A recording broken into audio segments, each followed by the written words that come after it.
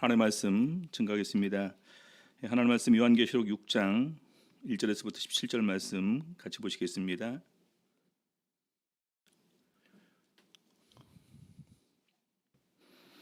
요한계시록 1장 먼저 우리 6절에서부터 8절까지 보시겠습니다. 요한계시록 6장 1절 내가 봄에 어린 양이 7인 중에 하나를 떼시는 그때에 내가 들으니 네 생물 중에 하나가 우레소리같이 말하되 오라 하기로 내가 이에 보니 흰 말이 있는데 그 탄 자가 활을 가졌고 면류관을 받고 나가서 이기고 또 이기려고 하더라. 둘째 인을 떼실 때에 내가 들으니 둘째 생물이 말하되 오라 하더니 이에 붉은 다른 말이 나오더라. 그 탄자가 허락을 받아 땅에서 화평을 지하여 버리며 서로 죽이게 하고 또 큰 칼을 받았더라. 셋째 인을 떼실 때에 내가 들으니 셋째 생물이 말하되 오라 하기로 내가 보니 검은 말이 나오는데 그 탄자가 손에 저울을 가졌더라. 내가 네 생물 사이에서 나는 듯하는 음성을 들으니 가로되 한 데나리온의 밀 한 되요 한 데나리온의 보리 석 되로다. 또 감람이와 포도주는 해치 말라 하더라. 넷째 인을 떼실 때에 내가 넷째 생물의 음성을 들으니 가로되 오라 하기로 내가 봄에 청황색 말이 나오는데 그 탄자의 이름은 사망이니 음부가 그 뒤를 따르더라. 저희가 땅 4분의 1의 권세를 얻어 검과 흉년과 사망과 땅의 짐승으로서 죽이더라. 오늘 이 시간에는 첫째 인에서 여섯째 인을 떼심이라는 그런 내용의 그 말씀을 같이 살펴보시면서 우리 은혜 나누는 시간 갖도록 하시겠습니다. 먼저 이렇게 6장 1절 보게 되면은요. 내가 봄에 어린 양이 7인 중에 하나를 떼시는 그때에 내가 들으니 네 생물 중에 하나가 우레소리같이 말하되 오라 하기로. 그래서 내가 이에 보니 흰 말이 있는데 그 탄자가 활을 가졌고 면류관을 받고 나가서 이기고 또 이기려고 하더라. 계시록 6장에서부터 이제 그동안 계시록 해석에 있어서 많은 난제로 사람들이 이렇게 이제 지금까지 해석을 하기를 어려워했던 부분입니다. 여기 보니까 흰 말이 나오고요, 둘째 인 뗄 때에 붉은 말이 나오고, 셋째 인을 뗄 때에 검은 말이 나오고, 넷째 인을 뗄 때에 청황색 말이 나옵니다. 이 말들에 관해서 어떻게 해석을 할까? 또 말을 탄 사람에 대해서는 또 이렇게 이제 어떻게 우리가 해석을 할까라는 부분이 많이 이렇게 어려웠던 부분이었었는데요. 우리 구약 성경에도 보게 되면은 말이 어떤 한 나라를 의미하기도 하고 또 또 사람을 의미하기도 하고 또 어떤 하나님께서 부리는 사역자로 인정되는 가운데에서 이 세상에 또 이렇게 내려지는 이 하나님의 그 섭리를 이렇게 의미하기도 합니다. 그래서 예전에는 이걸 갖다가 이제 흰 말이니까 우리 요한계시록 19장에 보게 되면은 백마가 나오고 이제 충신과 진실이고 수많은 사람들이 흰 옷 입고 따르고 이런 내용이 있어서 예수 그리스도라고 이렇게 해석을 하기도 했었습니다. 근데 그 해석은 너무나 좀 무리한 해석이죠. 왜냐면은 이제 어린 양이 7인을 떼시고 여기서 네 생물 중에 하나가 오라 했는데 백마가 나옵니까? 근데 그 탄자가 어린 양이 다시 또 타고 나오십니까? 말이 안 되겠죠. 그렇죠? 그리고 또 하나는 네 생물이 오라 했어요. 그러니까 백마와 탕자 나왔는데 그럼 누가 더 높다라는 말입니까? 당연히 네 생물이 더욱더 영적으로는 높은 존재가 된다는 말이겠죠. 그래서 예수 그리스도의 이 흰 말을 적용하는 것은 너무나 말이 안 된다 이렇게 생각을 할 수가 있습니다. 예전에는 이 네 말을 갖다가 국가적으로, 왜냐하면 구약 시대도 국가적으로 해석한 부분이 있었으니까 이렇게 적용을 하기도 합니다. 그래서 흰 말은 어느 나라를 얘기를 할까요? 미국을 얘기하고, 붉은 말은 먼저 소련을 얘기를 하고, 그다음에 검은 말은 이제 이라크, 이제 주로 이제 경제에 관한 부분이니까 이제 석유 전쟁에 대한 얘기하고, 그다음에 청황색 말은 아프리카 이렇게 적용을 하게 됐었습니다. 한때 그랬었다는 말이에요, 옛날에. 근데 그게 또 보니까 말이 안 되더라고요. 어느 정도 또 이제 시간이 지나니까 소련이 완전히 붕괴되지 않았습니까? 옛날 소련을 갖다 우리가 붉은 군대라고 그러지 않았습니까? 그래서 전쟁의 상징인 공산당의 이제 소련이 이제 붕괴됐기 때문에 이 부분이 해석이 이제 안 맞게 되는 거예요. 자, 그래서 이제 국가적으로 적용하면 안 될 것 같다 해서 그 다음에는 이제 그럼 종교적으로 이렇게 적용을 하자. 그래서 흰 말은 기독교고 이제 그다음에 이제 무슨 말이 붉은 말은 뭐 이제 공산주의 국가가 아니라 공산주의. 그다음에 이제 그 세 번째는 이제 이슬람교 중동 지역에 있는 검은 말을 또 이제 상징하는. 그다음에 이제 그 네 번째 처황색 말은 다신교로 이렇게 한때 해석을 하기도 했었습니다. 근데 그것도 또 안 맞죠. 시간이 지나서 보니까. 그래서 나름대로 좀 이렇게 고민하다가 그러면은 좀 더 그 적용을 해서 첫 번째는 이제 좀 이렇게 이제 나라랑 이거랑 그 짬뽕으로 해서 첫 번째는 뭐 이렇게 이제 그 참교회를 얘기하는 걸 거다. 뭐 두 번째는 이제 역시 이제 공산 국가를 얘기하는 것일 거다.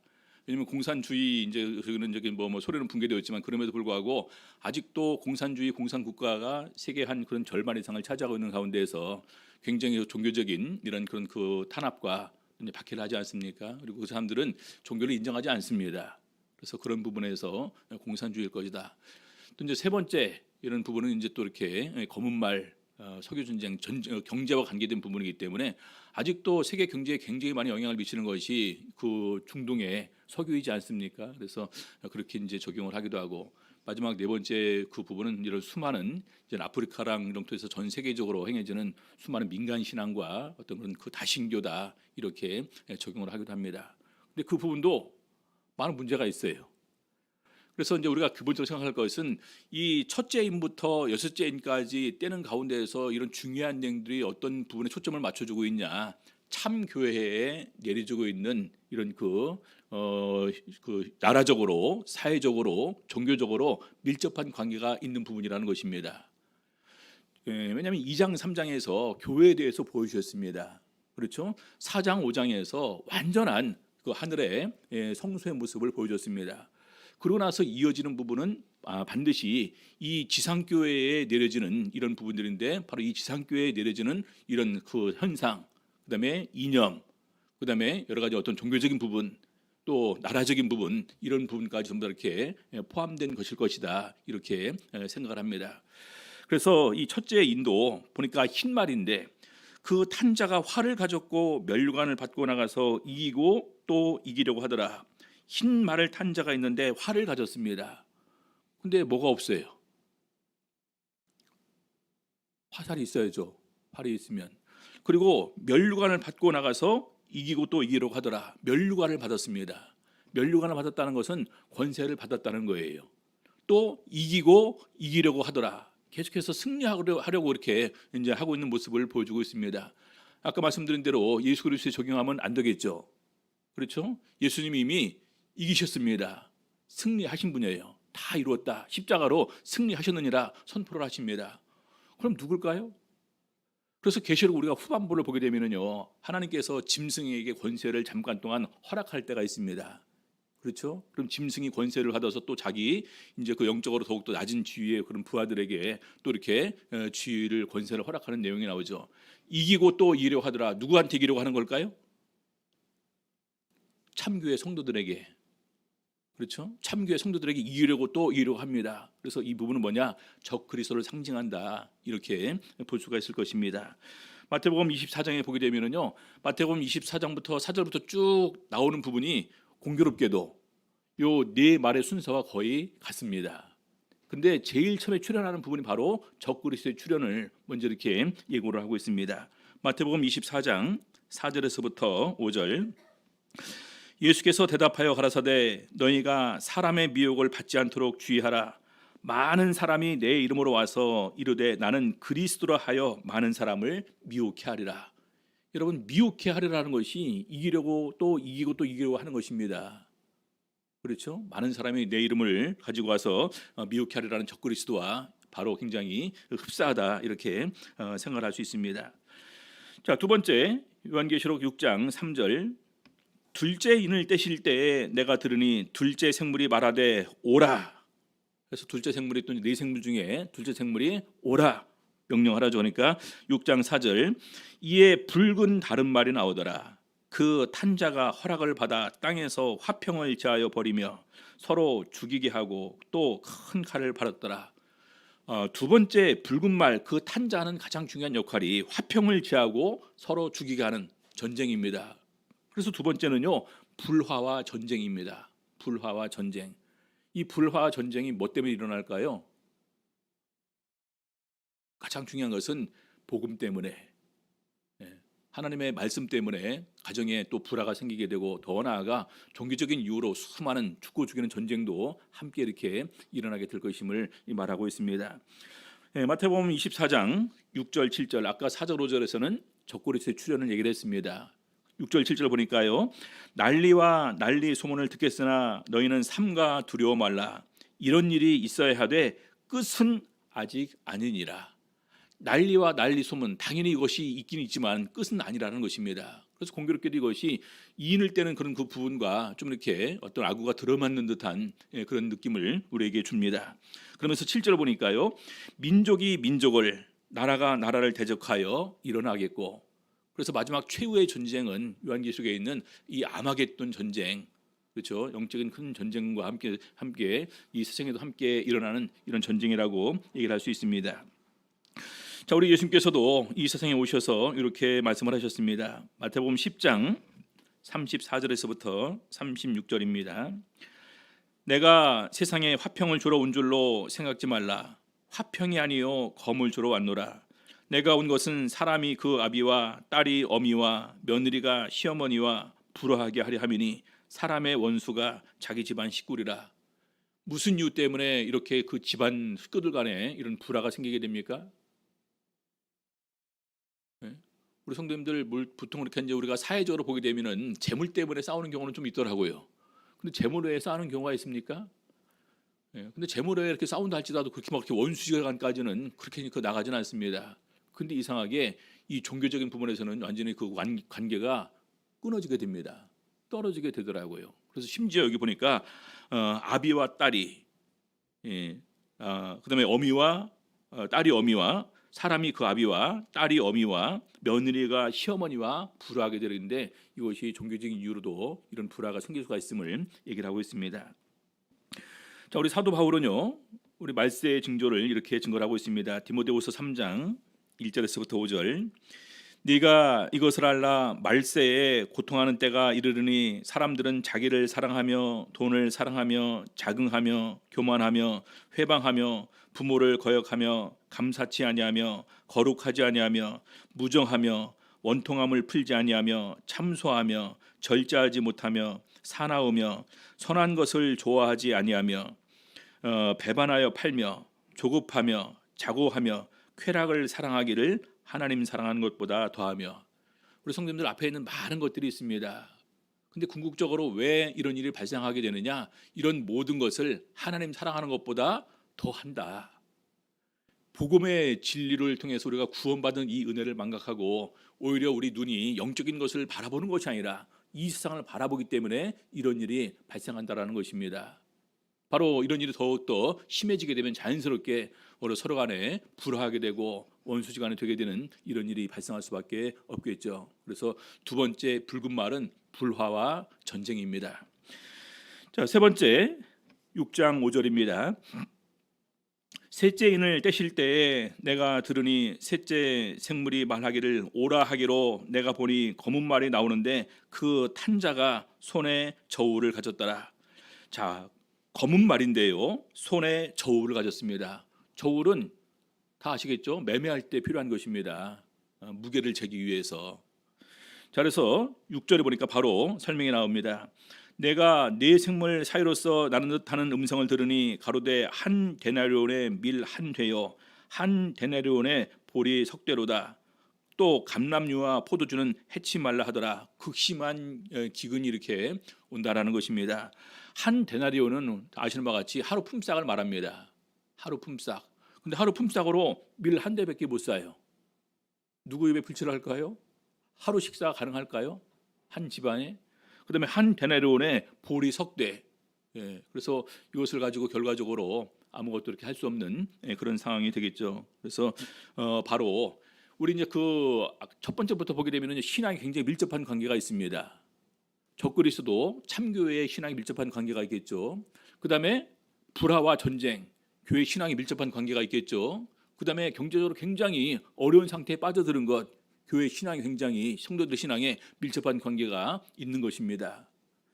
자, 그래서 바로 이것은 영적인 전쟁과 바로 이제 그런 부분을 상징하는데 마태복음 24장에서 7절 8절 보게 되면은요. 처처에 기근과 지진이 있으리니 앞에 이렇게 표시가 되어 있는데 앞에 부분 생략하고 하는 건데 앞에 부분은 전쟁입니다. 민족이 민족을 해적하여 일어나겠고 그다음에 처처에 기근과 지진이 있으리니 이 모든 것이 재난의 시작이니라. 예수님께서 이 말씀을 누구한테 하셨냐면 제자들에게 하신 거예요. 방비하고 있으라고 준비해야 되니까.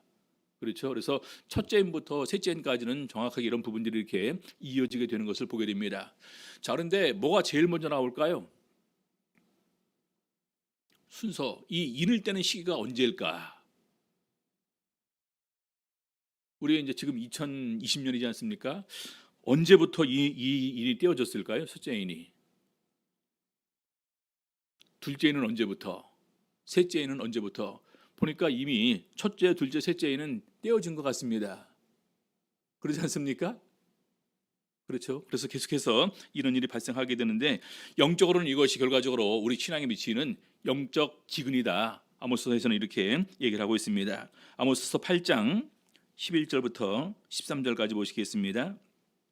아모스 8장 11절 주 여호와께서 가라사대 보라 날이 이를지라 내가 기근을 땅에 보내리니 양식이 없어 주림이 아니며 물이 없어 가람이 아니요 여호와의 말씀을 듣지 못한 기갈이라 사람이 이 바다에서 저 바다까지 북에서 동까지 비틀거리며 여호와의 말씀을 구하려고 달려 왕래하되 얻지 못하리니 그 날에 아름다운 처녀와 젊은 남자가 다 가라하여 피곤하리라. 우리 성도님들 경제적으로 가난하게 되면 분명히 신앙은 위축을 받게 됩니다. 내 코에 내 입에 내 코가 석자인데 내 입에 풀칠하기도 바쁜데 지금 신앙이 밥 먹여주냐 사람들이 이렇게 쉽게 얘기를 하거든요. 분명하게 엄청난 그런 그 영향을 미친다는 것을 우리는 알고 있습니다. 그래서 이런 가운데서 자연스럽게 말씀은 뒷전으로 물려갈 수밖에 없겠죠. 그리고 뒤늦게 깨닫습니다. 그럼에도 불구하고 말씀이 소중한데 근데 이미 늦어버린 상태가 되는 거예요. 찾으려고 하지만 갈구하고 갈급하지만 말씀을 증거해 줄 그런 사람이 없게 된다는 것입니다. 자, 그다음에 넷째 인을 뗍니다. 6장 7절입니다. 넷째 인을 떼실 때에 내가 넷째 생물의 음성을 들으니 가로되 오라 하기로 내가 봄에 청황색 말이 나오는데 그 탄자의 이름은 사망이니 음부가 그 뒤를 따르더라. 청황색 말이 나옵니다. 근데 그 탄자의 이름은 사망이에요. 음부가 그 뒤를 따릅니다. 그래서 이 사망이 저녁에 이렇게 이제 이루게 될 것을 얘기하는데 육적인 사망도 포함해서 영적 사망까지도 같이 이렇게 포함된 사망이 우리 참교회를 무차별하게 공격할 것을 얘기를 하고 있습니다. 그런데 저희가 땅 4분의 1의 권세를 얻어 검과 흉년과 사망과 땅의 짐승으로서 죽이더라. 여기 보니까 검과 흉년과 사망과 땅의 짐승으로서 죽이더라. 검은 뭐였습니까? 검은 아까 보니까 전쟁이었어요. 전쟁. 불화와 전쟁이었습니다. 예? 붉은 말이었죠. 자, 그다음에 흉년은 기근이었습니다. 아까 무슨 말이었습니까? 검은 말이었어요. 검은 말. 그다음에 사망, 바로 청황색 말인데 청황색 사망과 그 탄자 이름은 사망이니 바로 이제 이 사망은 넷째 인을 뗄 때 나오는 청황색 말입니다. 그러면 땅의 짐승이 나오거든요. 땅의 짐승으로서 검 해석되죠. 흉년도 해석이 되죠. 사망도 넷째는 해석이 되죠. 그럼 이 땅의 짐승은 누굴까요? 바로 이것이 첫째 인을 뗄 때 나오는 흰말입니다. 백마. 그래서 적그리스도다라는 부분을 더욱더 우리가 확실하게 증거할 수 있게 됩니다. 마태복음 24장 9절에 보게 되면은요. 그때 사람들이 너희를 환난에 넘겨주겠으며 너희를 죽이리니 너희가 내 이름을 위하여 모든 민족에게 미움을 받으리라. 그때 사람들이 아까 제일 먼저 적그리스도가 나오고 전쟁이 나오고 기근이 나오고 그다음에 결론 부분이 24장 9절입니다. 예수님께서 말씀하신 부분의 결론이에요. 그때 언제입니까? 언제인지는 우리도 잘 몰라요. 지금일 수도 있습니다. 그때 사람들이 너희를 환난에 넘겨주겠으며 너희를 죽이리니 너희가 내 이름을 위하여 모든 민족에게 미움을 받으리라. 그래서 청황색 말이 나올 때 사망이 직접적으로 이렇게 이제 우리에게 임할 것을 말하고 있습니다. 그래서 다시 정리하게 되면은요, 검은 전쟁에 관한 것입니다. 둘째 인을 뗄 때 나오는 부분과 동일합니다. 흉년은요, 셋째 인을 떼울 때 나오는 검은 말입니다. 기근과 지진 이런 부분에서 극심한 이런 그 경제적으로 어려움에 처하는 것입니다. 사망은 넷째 인을 떼울 때 나오는 초황색 말이고요. 그다음에 땅의 짐승은 바로 1절에서부터 2절에 나오는 흰말입니다. 흰말. 자, 저희가 땅 4분의 1의 권세를 얻어서 검과 흉년과 사망과 땅의 짐승들로서 죽인다는 이 재앙 이야기는 결과적으로 이 모든 환난과 재앙이 적그리스도의 출현과 함께 같이 실현되는데, 이것이 나중에는 전후 좌우 없이 계속해서 함께 나간다는 것입니다. 예를 들어서 첫째 인 끝나고 적그리스도 출현하고 적그리스도 다 소멸된 다음에 그 다음에 전쟁 끝나고 그 다음에 또 지진 이런 것이 아니라 함께 간다라는 거예요. 첫째 인 뗐을 때 그 상황이 쭉 갑니다. 언제까지 갈까요? 마지막 때까지. 둘째 인 떼고서 그 상황이 불화하고 전쟁이 계속해서 갑니다. 마지막 때까지. 셋째 인을 떼고서 기근과 지진 이런 것들이 마지막 때까지 쭉 갑니다. 쉬지 않고. 이해되겠죠? 자, 넷째 인 뗐을 때 역시 청황생말 이 부분도 우리 신앙적인 그런 핍박과 죽음이 쭉 이어져서 가게 되는 것입니다. 자, 그래서 나중에 보니까 요한계시록 13장 4절에서부터 8절까지 이런 말씀이 나옵니다. 먼저 4절 보니까요, 용이 짐승에게 권세를 주므로. 용은 누구를 말합니까? 용, 옛뱀, 마귀와 사단이라고도 이렇게 하는 자라 계시록의 13장에 이렇게 기록이 되어 있습니다. 자, 그런데 용이 짐승에게 권세를 줬어요. 그래서 용에게 경배하며 짐승에게 경배하여 가로되 누가 이 짐승과 같으뇨 누가 능히 이로 더불어 싸우려 하더라. 마치 이기려고 하더라라는 부분과 이렇게 거의 이렇게 일치가 됩니다. 또 짐승이 큰 말과 참남된 말하는 입을 받고 또 42달 일할 권세를 받으니라. 그래서 권세를 우리가 다른 부분으로 멸루관으로 이렇게 우리가 생각을 할 수도 있습니다. 승리를 하기 위해서. 자, 그다음에 고린도서 우리 다섯째 인으로 넘어가도록 하겠습니다. 6장 9절입니다. 요한계시록 6장 9절. 다섯째 인을 떼실 때에 내가 보니 하나님의 말씀과 저희의 가진 증거를 인하여 죽임을 당한 영혼들이 제단 아래 있어. 그래서 우리가 지금까지 그 넷째 인을 뗄까지 이 부분이 밀접하게 참교회에 대한 핍박과 연결되는 부분이다 생각을 하게 되면요, 바로 이 다섯째 인을 뗄 때 이 부분이 이해가 갑니다. 이 사람들이 언제 죽은 걸까요? 하나님의 말씀과 저희의 가진 증거를 인하여 죽임을 당한 영혼들이 제단 아래 있어. 넷째 인을 뗄 때 청황색 말이 나오는데 그 탄자가 사망이라고 되어 있습니다. 음부가 그 뒤를 따르더라. 그래서 결과적으로 그때 핍박을 받아서 죽은 사람들의 영혼들이 제단 아래 있는 모습을 보여주는 것입니다. 그렇죠? 이해되시죠? 자, 그래서 10절 보니까 큰 소리로 불러 가로되 거룩하고 참되신 대주제여 땅에 거하는 자들을 심판하여 우리 피를 신원하여 주지 아니하기를. 이 신원이라는 말은요, 억울함을 풀어준다라는 말입니다.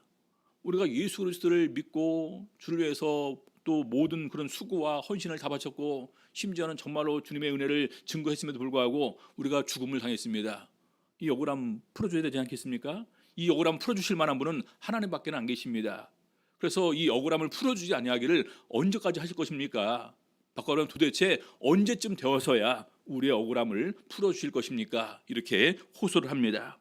6장 11절 보니까요, 각각 저희에게 흰 두루마기를 주시며 가라사대 아직 잠시 동안 쉬되 저희 동무종들과 형제들도 자기처럼 죽임을 받아 그 수가 차기까지 하라 하시더라.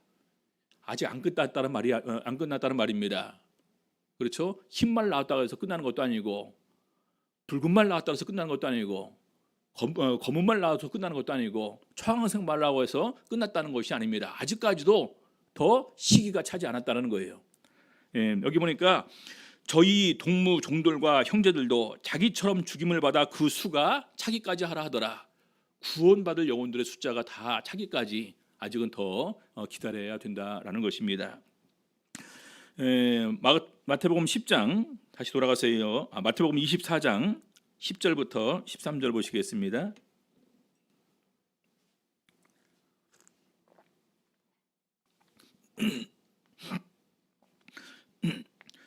10절 그때에 많은 사람이 시험에 빠져 서로 잡아주고 서로 미워하겠으며 불하겠죠. 불화.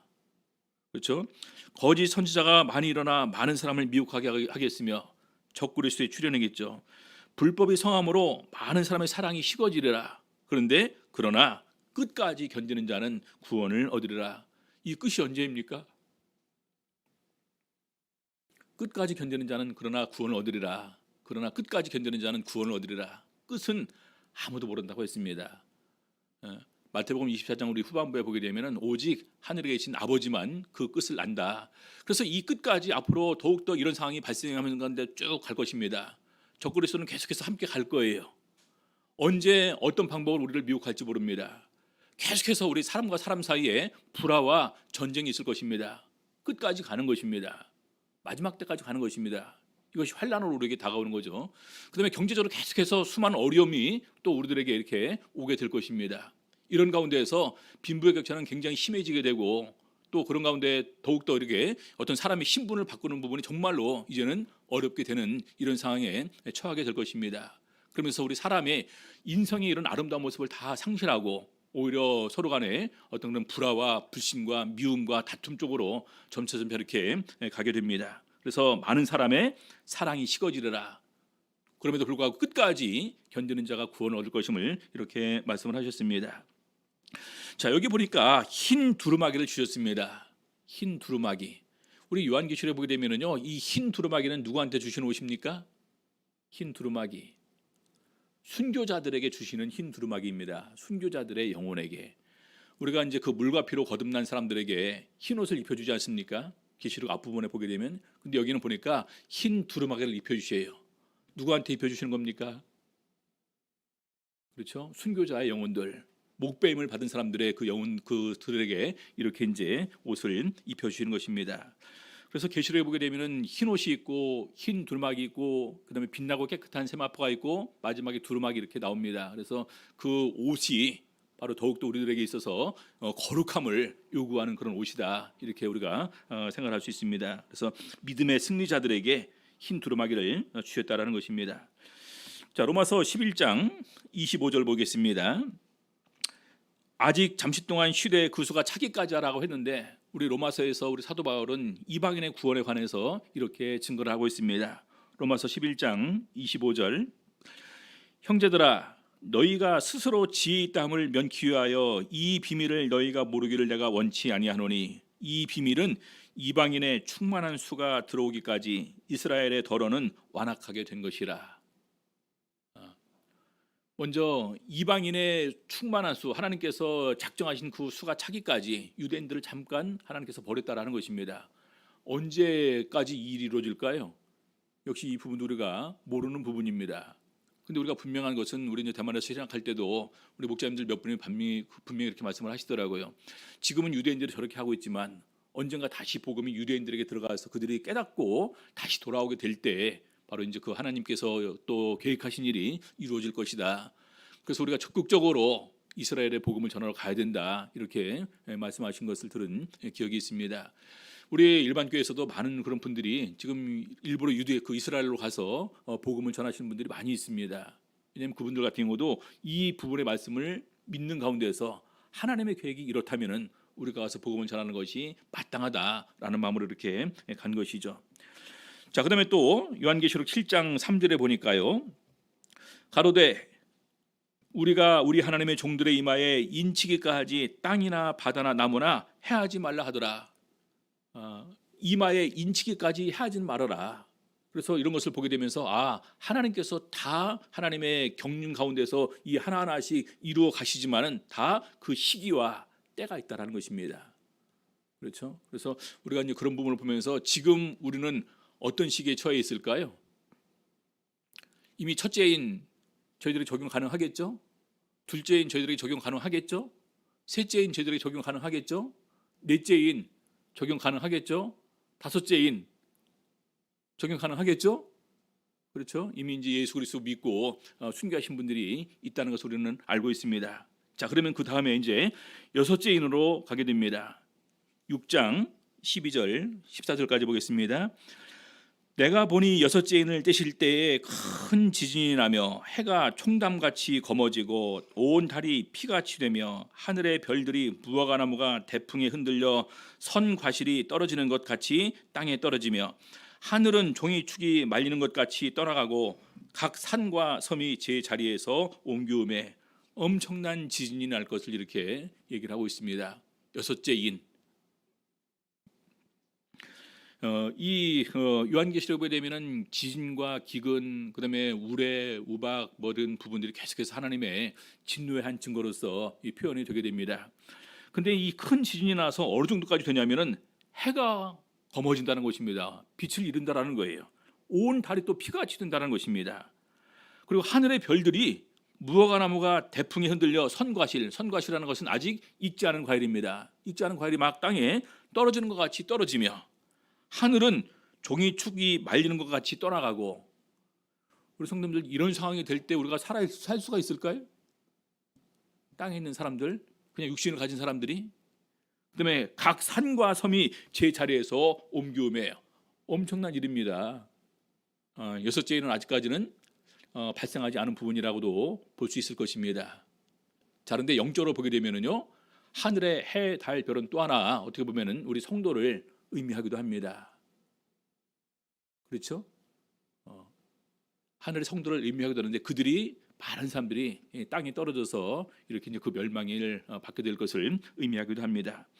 아무튼 이런 부분이 이렇게 이어지는데요. 요한계시록 계속해서 6장 15절부터 17절까지 보겠습니다. 땅의 임금들과 왕족들과 장군들과 부자들과 강한 자들과 각 종과 자주자가 굴과 산 바위 틈에 숨어 산과 바위에게 이르되 우리 위에 떨어져 보좌에 앉으신 이의 낯에서와 어린 양의 진노에서 우리를 가리오라. 그들의 진노의 큰 날이 이르렀으니 누가 능히 서리오 하더라. 여기 보니까 땅의 임금들, 왕족들, 장군들, 부자들, 강한 자들, 각 종과 자주자, 이런 사람들이 굴과 산 바위 틈에 숨습니다. 왜냐하면 하늘이 종이축같이 말리는 것 같이 떠나가고 각 산과 섬이 제자리에 옮기는데 과연 이들이 어디 설 수 있을까요? 이것은 엄청난 공포입니다. 근데 중요한 것은 여기에 참교회 우리 성도들은 어디 있습니까?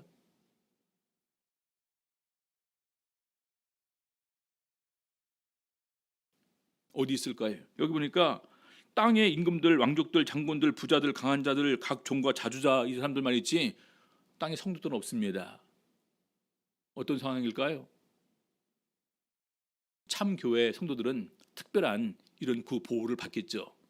언제 어떤 상황에서 어떻게 보호를 받는지는 기록은 안 되어 있습니다. 아무튼 여섯째 인을 떼실 때 이런 엄청난 일이 발생하게 될 것인데 이때 큰 진노에 이런 그 환난을 당하는 사람들이 땅의 임금들, 왕족들, 장군들, 부자들, 강한 자들, 각 종과 자주자 이렇게 언급을 하고 있습니다. 자, 그러면서 산과 바위에게 이르되 우리 위에 떨어져 보좌에 앉으신 이의 낯에서와 어린 양의 진노에서 우리를 가리오라. 바로 이것이 하나님과 어린 양의 진노하에서 이 일이 발생하는 것이라는 것입니다. 누구한테 하나님과 어린 양의 진노가 이렇게 발할까요? 당연히 땅에 있는 이런 사람들에게겠죠. 그다음에 17절 그들의 진노의 큰 날이 이르렀으니 누가 능히 서리오 하더라. 묻는 것입니다. 그들의 진노의 큰 날이 이르렀으니 누가 능히 서리오? 이런 상황에서 누가 능히 서리오? 담대하게 서리오? 그 답은 이제 7장에 나옵니다. 그 답은. 자, 그런데 참고로 마태복음 24장 29절 보겠습니다. 그날 환난 후에 24장 29절 마태복음 24장 29절 그날 환난 후에 즉시 해가 어두워지며 달이 빛을 내지 아니하며 별들이 하늘에서 떨어지며 하늘의 권능들이 흔들리리라. 여섯째 인을 뗄 때와 같은 부분이죠.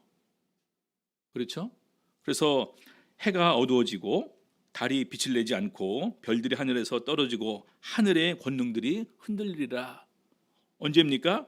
환난 후에. 환난 후. 그날 환난 후에 그날 환난이 대환난입니다. 대환난.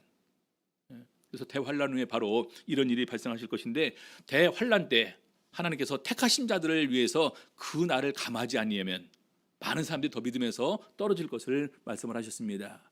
그렇죠? 그래서 이 환난에 하나님의 특별한 보호가 있음을 우리가 알 수가 있습니다. 그리고 더 나아가 바로 이것이 이 땅에 거하는 이런 모든 사람들에게 임하는 하나님의 진노다.